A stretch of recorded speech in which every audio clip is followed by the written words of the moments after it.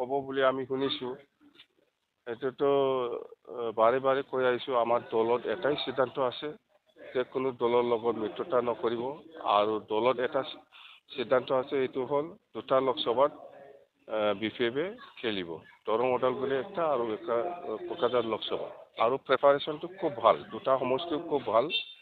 মানে দুটা সমষ্টিত আজিৰ দিনত 1 নম্বৰ পজিশ্যনত আছে, কোকৰাঝাৰৰ 1 নম্বৰ পজিশ্যনত আছে, দৰং ওদালগুৰি লোকসভাও 1 নম্বৰ পজিশ্যনত আছে।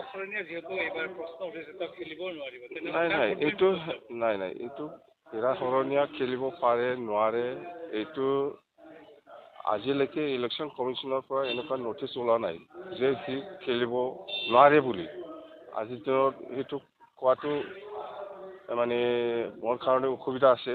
এইটো হয়, আমি শুনিছোঁ তাৰ ট্ৰাইবেল চাৰ্টিফিকেট কিবাটো কেঞ্চেল হ'ল বুলি, কিন্তু ইলেকশ্যন কমিশ্যনৰ পৰা সি ইলেকশ্যন খেলিব নোৱাৰে বুলি এটা কিবা আহিব লাগিব, তেতিয়াহে কনফাৰ্ম হ'ব দেই।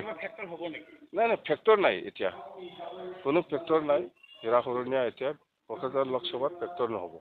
আমাৰ যুঁজ হ'ব UPPL লগত, যিহেতু ইহঁতে এলায়েন্সত আছে, বিজেপি, GSP আৰু UPPL আৰু AGP। ইহঁতে 4টা দল মিলাই পেলাই একটাই, মই অকলে। বাছ দেই, মাৰ্চত ডিক্লেয়াৰ দিব, মাৰ্চ 2nd উইকত দিম আমি দেই।